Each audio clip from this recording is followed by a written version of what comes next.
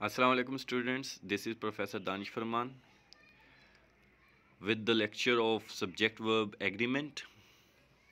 जैसा कि second year students को बताया था मैंने कि अनकरीब उनके लिए ग्रामर लेसन्स अपलोड कर दिए जाएंगे करेक्शंस के। तो first of all we need to understand what is subject verb agreement and how does it operate in a sentence.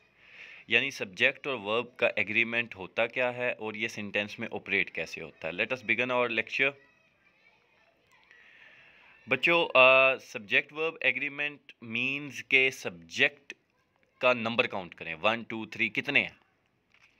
एक है तो वर्ब एक के मुताबिक आएगा, दो या दो से ज़्यादा हैं तो वर्ब उसके मुताबिक आएंगे। इसके कुछ शॉर्ट ट्रिक्स हैं जो कि क्लास में एक्सप्लेन किए गए थे, हम उनको भी देखेंगे। उससे पहले हम देख लेते हैं कि सब्जेक्ट और वर्ब एग्रीमेंट क्या है। Subject and verbs must agree with one another in number.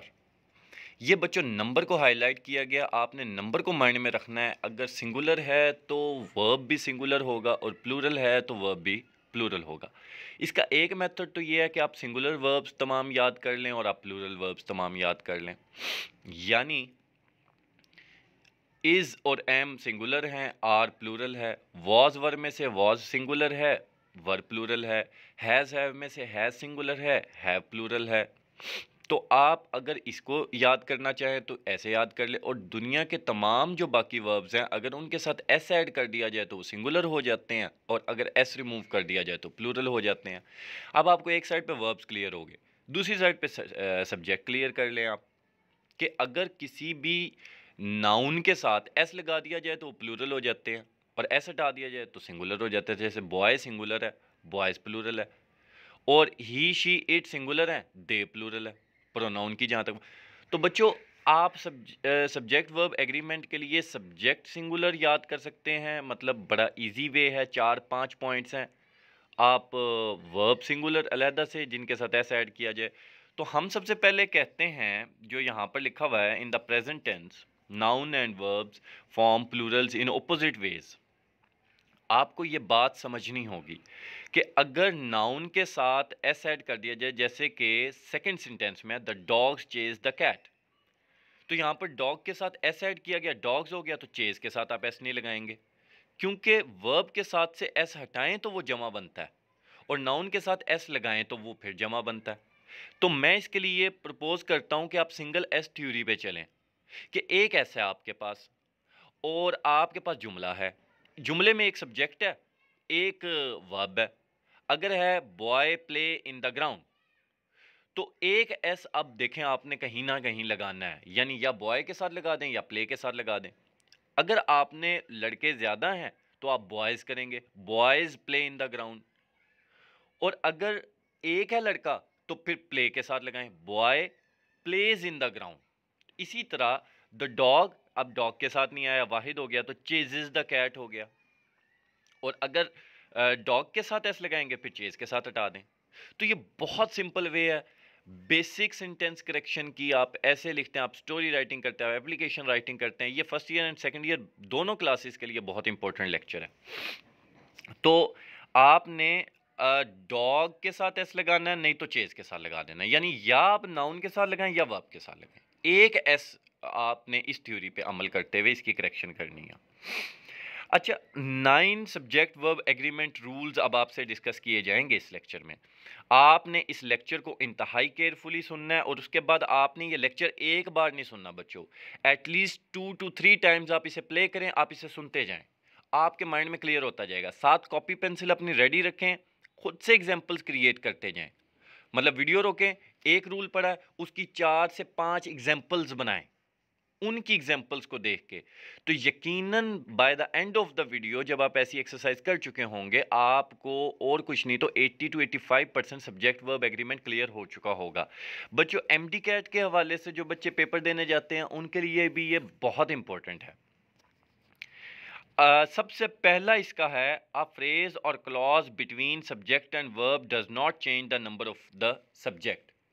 हम इसको एब्सोल्यूट नहीं लेंगे, but majority of the cases में ऐसे होता है। मैं अक्सर बताता हूँ बच्चों, ज़ुबान लेबॉर्ट्री में नहीं बनी, ज़ुबान इवॉल्व हुई है, इर्तिका। और इर्तिका जब भी किसी चीज़ का होता है एवोल्यूशन, इर्तिका, तो वो परफेक्ट नहीं होता। यानी उसके अंदर कुछ जगह पे कुछ चीज़ें अप्लाई होती हैं तो कुछ और जगह पे कुछ और भी हो सकती हैं। ये मैथ्स नहीं है। बट बच्चों उससे पहले हमें वो रूल्स अंडरस्टैंड करने हैं जो बेसिक बनाते हैं सब्जेक्ट वर्ब एग्रीमेंट की। तो उसमें पहला रूल है, अगर कोई फ्रेज और क्लॉज आ जाए सब्जेक्ट और वर्ब के दरमियान में, तो वो नंबर ऑफ सब्जेक्ट को नहीं बदलती। जैसे A can of lima beans sits on the shelf. A can. अब यहाँ पर आ आया है सब्जेक्ट से पहले। इससे क्या पता चला आपको कि सब्जेक्ट जो है वो हमारा सिंगुलर है।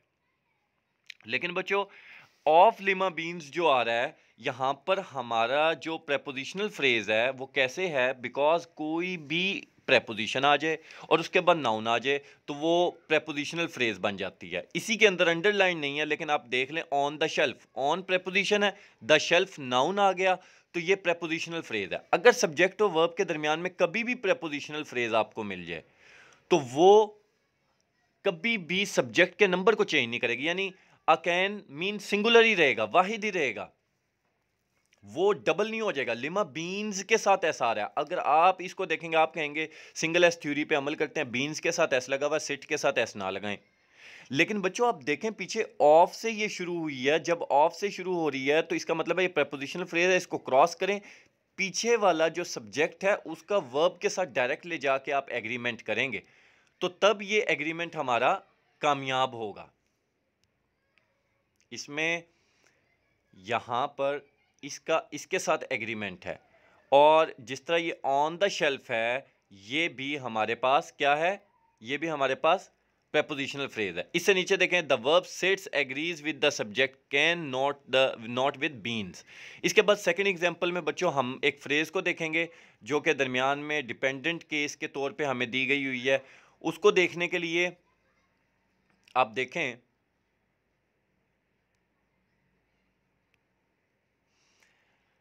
ये वाली example, the woman who went to the meeting were board.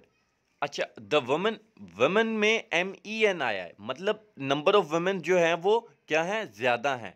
अब जब वो ज्यादा हैं, आगे हु, विच या दैट, ये तीन चीजें आ जाएं तो इसका मतलब है क्लॉज शुरू हो रही है। अब आपने ये माइंड में रख लेनी है। ऊपर वाले में आपने फ्रेज को माइंड में रख लिया कि अगर सब्जेक्ट के बाद ऑफ आ जाए, और अक्सर बच्चों ऑफ आता होता है। जैसे मैं आप लोगों के लिए एग्जांपल बनाता हूं, द स्टूडेंट्स ऑफ फिजिक्स।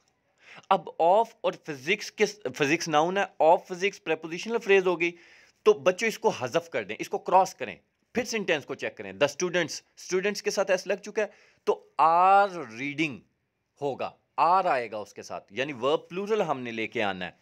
और अगर the students of physics, the student हो जाता सिंगुलर, यानी स्टूडेंट के साथ एस ना लगता, the student of physics is reading हो जाना था। यानी ऑफ फिजिक्स को दरमियान में से हज़फ करना, तो ये ऑन ऑफ इस तरह के प्रेपोजिशन से, एट इस तरह की प्रेपोजिशन से जो शुरू होती है वो प्रेपोजिशनल फ्रेज होती है, उसे दरमियान में से हज़फ करना होता है।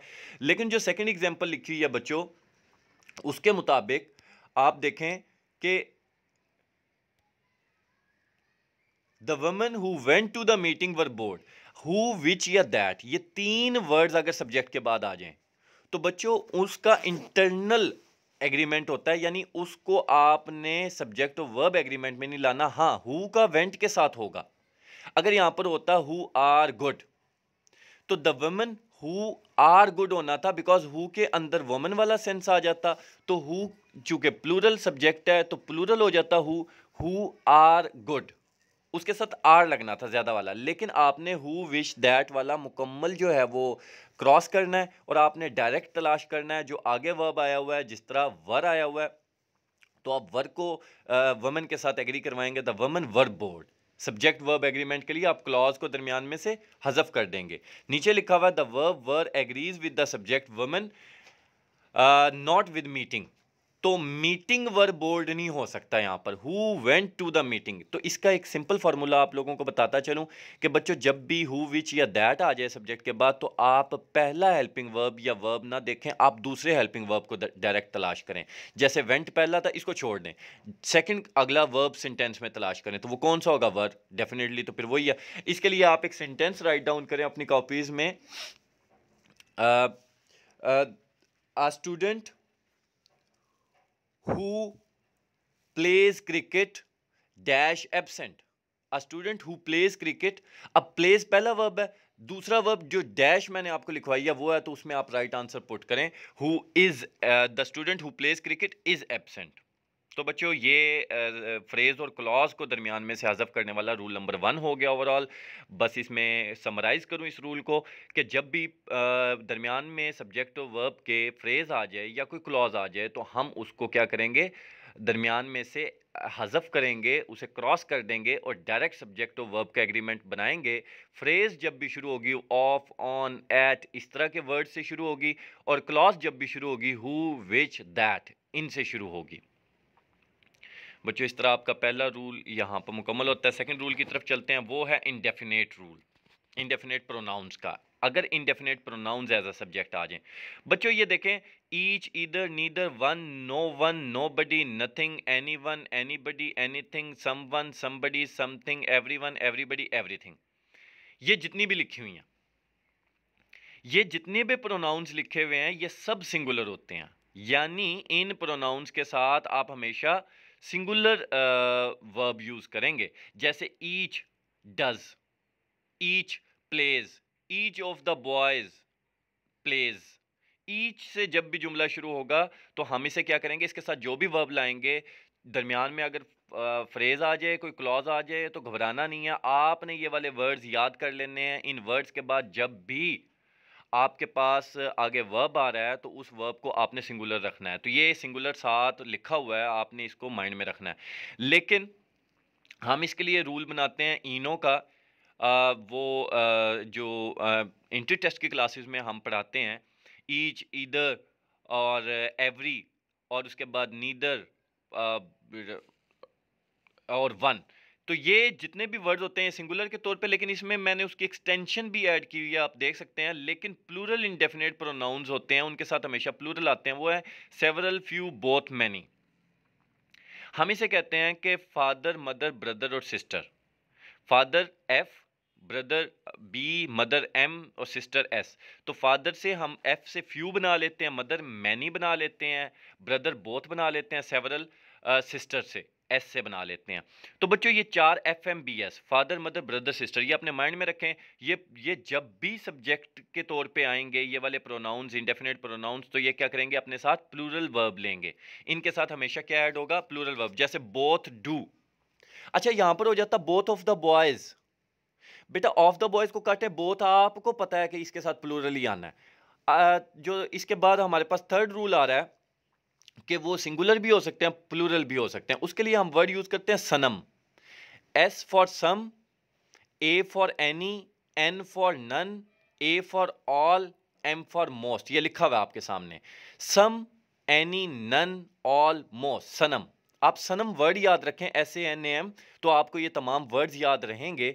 इसमें ये बात है कि ये जब भी इसके बाद वाले सब्जेक्ट को देखना है, जैसे सम के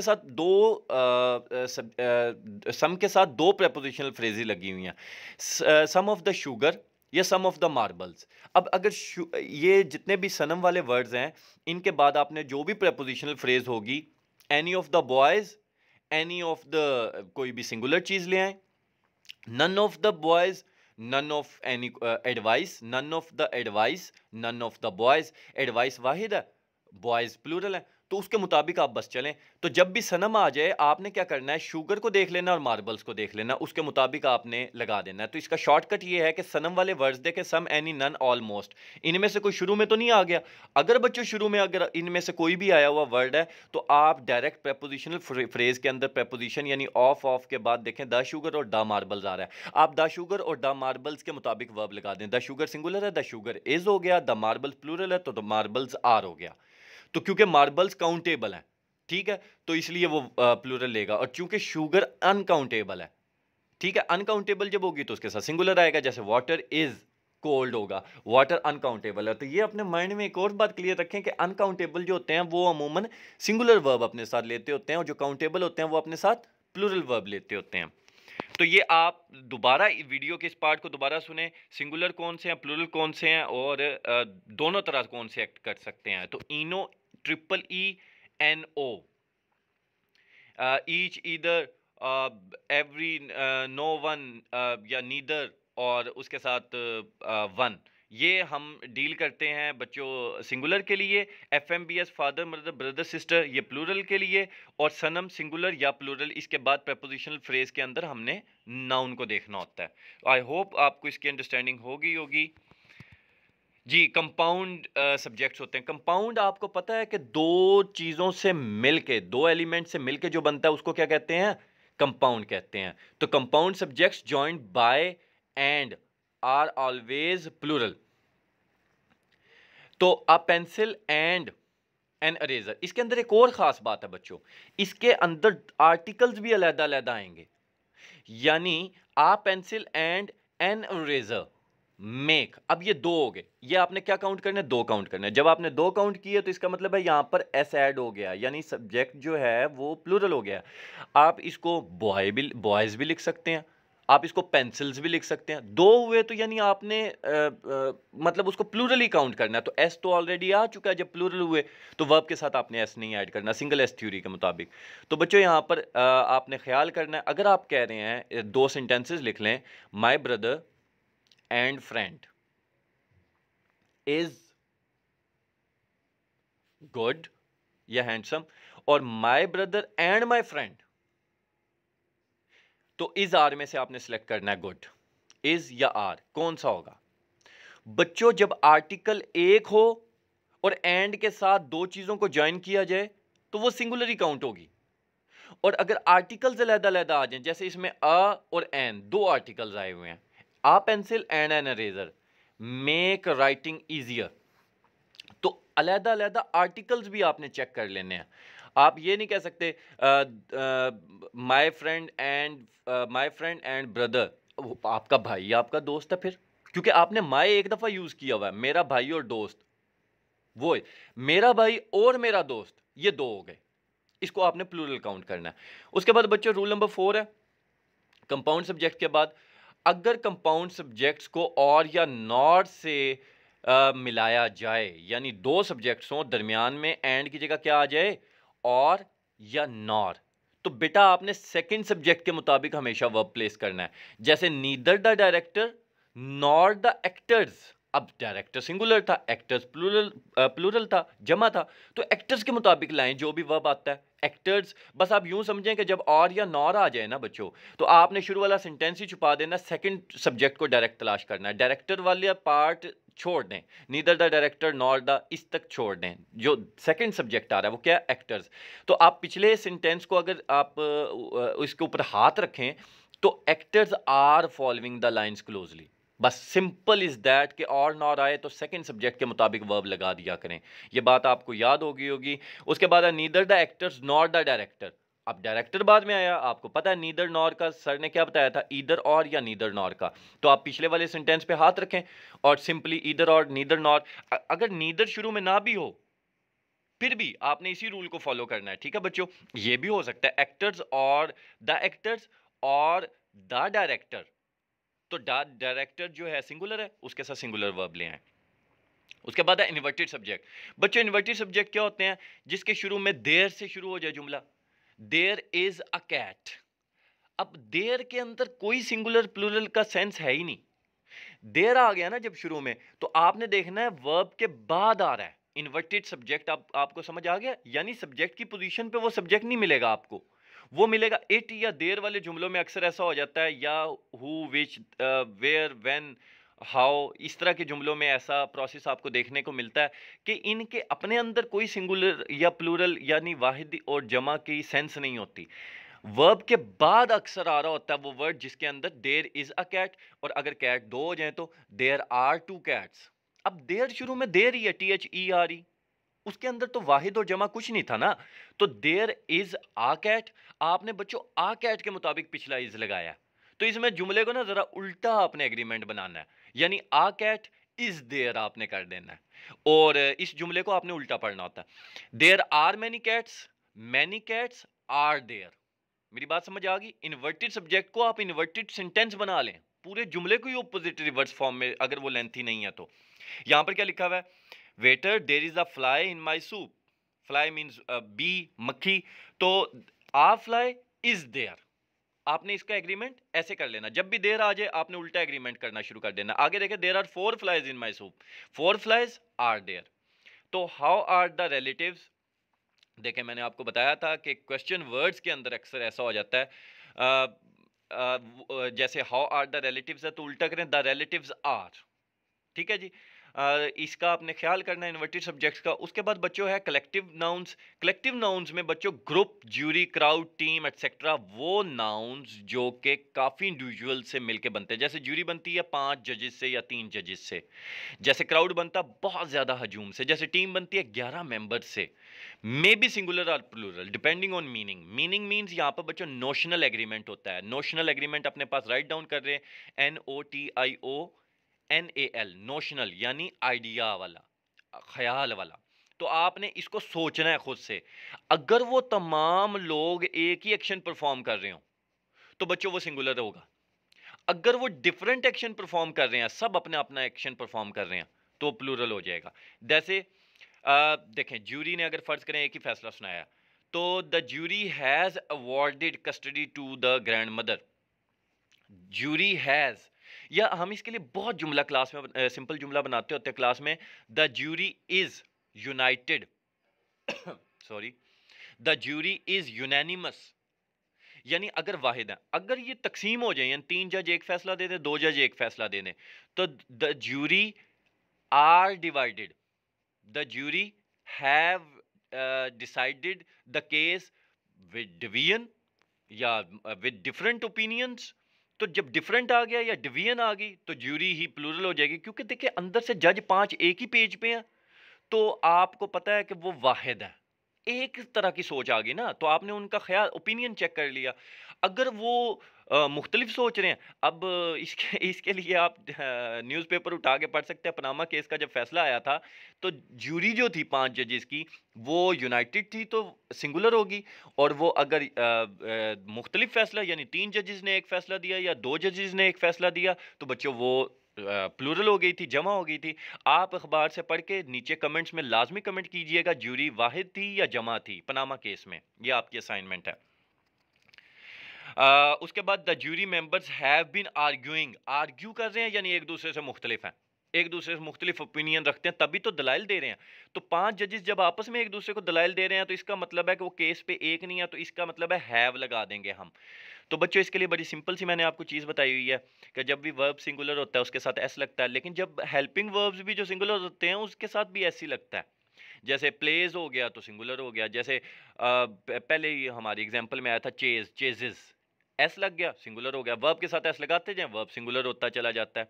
ठीक है। और नाउन के साथ एस लगाते जाएं, वो जमा होता चला जाता है। ये उल्टे हैं ना आपस में, इनका कंसेप्ट दोनों का उल्टा है।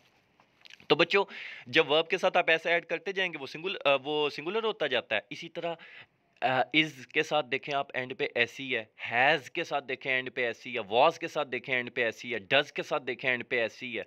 तो हेल्पिंग वर्ब्स भी एस जब आप ऐड करेंगे वो सिंगुलर रहेंगे। तो हैज़ हैव का बच्चों को 10-10 साल लग जाते हैं, कंसेप्ट नहीं क्लियर हो रहा होता। बच्चों आज आपका क्लियर हो गया होगा कंसेप्ट। एंड पे देखें एस है, सिंगुलर है बच्चों। तो ये हमारा माशाल्लाह हो गया है। उसके बाद चलते हैं G titles. Titles of single entities, books, organisation, countries और ऑलवेज सिंगुलर। इसमें यूनाइटेड स्टेट्स ऑफ अमेरिका अक्सर आता होता है, लेकिन देखें the Grapes of Wrath takes. जो टाइटल होगा किसी बुक का, जैसे हम अखबार के लिए भी the Nations is a good news paper, फर्ज करें नेशन के साथ एस भी लगाओ, टाइटल है ना, तो द नेशंस एक कंपनी का नाम है तो सिंगुलर रहेगा। तो जब भी बुक्स का या टाइटल्स या ऑर्गेनाइजेशंस का नेम आएगा, बेटा बेशक उसमें ऐसा ऐड हो रहा है, आपको पता चल गया ये टाइटल है किसी कंपनी का, किसी फर्म का, किसी बुक का, तो बच्चों उसको सिंगुलर रखना है। उसके बाद है plural form subjects. Plural form subjects with the singular meaning takes a singular verb. Singular meaning के साथ अगर प्लूरल फॉर्म का सब्जेक्ट है, जैसे न्यूज़ है, मीजल्स है, मम्स है, फिजिक्स है, मैथ्स है, ये इनके अंदर मतलब यूं समझ लें कि देखने में इनके साथ ऐसा ऐड हो रहा है, लेकिन वो प्लूरल वाला ऐसा नहीं है, वो नेचुरली उस वर्ड के अंदर ऐसा आता है। जैसे न्यूज़ है, न्यूज़ इज गुड कहेंगे आप। अब आप ये नहीं कह सकते न्यूज़ प्लूरल बन गया ऐसे ऐड किया तो। बच्चों इनके अंदर नेचुरल कुछ वर्ड्स ऐसे हैं ना जिनके जिनके इख्तिताम पे एस आता होता है। जैसे फिजिक्स है, एस आता है। बेसिकली फिजिक्स में जब आईसीएस है, आईसीएस ग्रीक रूट है, और इस रूट का क्या मतलब है? इसका मतलब होता है साइंस ऑफ। तो आईसीएस जब भी किसी वर्ड के एंड पे लगता है तो उसका मतलब होता है साइंस। जैसे फिजिक्स है, साइंस ऑफ फिजिकल एंटिटीज। जैसे मैथमेटिक्स है, साइंस ऑफ कैलकुलेशंस। जैसे मैकेनिक्स है, साइंस ऑफ मशीन्स। जैसे इकोनॉमिक्स है, साइंस ऑफ इकोनॉमी। तो ये बच्चों इस एस का ताल्लुक सिंगुलर प्लूरल से नहीं होता। इस एस का ताल्लुक बेसिकली होता है उस वर्ड के साथ नेचुरल, वो एग्जिस्ट करता है। तो इस तरह के वर्ड्स कुछ हैं, उनको आप पहचानना सीखें। इसके लिए एक लंबी लिस्ट आपको प्रोवाइड की गई थी। ट्राउजर्स, सीजर्स, मतलब वो वाले वर्ड भी आप अलहदा से याद करें। उसके बाद ये वाले जो लिखे हुए हैं, न्यूज़, मीजल्स, मम्स, फिजिक्स, तो ये भी सिंगुलर है। इनके साथ नेचुरली ऐसा आता होता है, तो इनमें आपने कंफ्यूज नहीं होना। अक्सर एग्जामिनर क्या करता है, ऐसा वर्ड दे देता है जिसके एंड पे ऐसा आ रहा होता है, आप समझ बैठते हैं नहीं जी ये तो प्लूरल है। वो प्लूरल नहीं होता। और plural form subjects with singular और प्लूरल टेक्स आ सिंगुलर और प्लूरल वर्ब। जी कुछ ऐसे होते हैं, जैसे पॉलिटिक्स है, पॉलिटिक्स के एंड पे एस आ रहा है, बट बच्चों ये एस, अगर पॉलिटिक्स एज अ सब्जेक्ट हम ले, politics is a good subject. लेकिन अगर किसी एक बंदे के पॉलिटिक्स ले लें, या एक सिचुएशन के पॉलिटिक्स ले लें, जैसे politics of Imran Khan, are good होगा फिर, या आर बैड होगा। मतलब मैं नहीं शो करता मैं पॉलिटिकल कोई नोशन। तो the politics of X Y Z, मतलब एक बंदा है, उसके पॉलिटिक्स की अगर हम बात कर रहे हैं, तो बच्चों वो पॉलिटिक्स एक बंदे से जब ताल्लुक रखते हैं तो वो प्लूरल हो जाते हैं, और अगर वो एज अ सब्जेक्ट आते हैं तो वो सिंगुलर हो जाते हैं। इसके बिहाइंड द सीन जो कंसेप्ट है, वो कंसेप्ट बच्चों ये है कि एक बंदे के पॉलिटिक्स हैं, उसके अंदर मुख्तलिफ चीज़ें आ गई, मतलब गीबत आ गई, लालच आ गई, झूठ बोलने आ गई, तो वो प्लूरल हो चुका होता है पॉलिटिक्स वर्ड अंदर से। मतलब कितने तरह की पॉलिटिक्स हैं उसकी हमें नहीं पता, लेकिन एज अ सब्जेक्ट वो एक बुक है। तो एज अ सब्जेक्ट वो एक बुक है, तो वो सिंगुलर रहेगा। तो ये नोशनल एग्रीमेंट का मैंने जो वर्ड यूज़ किया था, इन वर्ड्स के अंदर आपको नोशनल चेक करना होता है। ये बड़े डॉजी वर्ड्स होते हैं, तो इनको बड़े केयरफुली आपने करना होता है। इनकी एक लिस्ट है पूरी। उसके बाद नीचे लिखा हुआ है प्लूरल फॉर्म है, प्लूरल मीनिंग के साथ मैंने ऊपर आपको बताया था, सीजर्स, ट्राउजर्स, ग्लासेस, स्पेक्टेकल्स। ये वाले वर्ड जो हैं बच्चों, इनके एंड पे हमेशा ही ऐसा आता है, और ये इनकी सिंगुलर फॉर्म कोई होती ही नहीं है। इसके साथ ही अजान स्टार्ट हो गई है बच्चों। लास्ट रूल है हमारा सब। बच्चों मैं नमाज़ पढ़ने जा रहा हूँ, इंशाअल्लाह 9th रूल से आगे हम कंटिन्यू करेंगे नेक्स्ट लेक्चर में। ओके बच्चों, अल्लाह हाफिज़।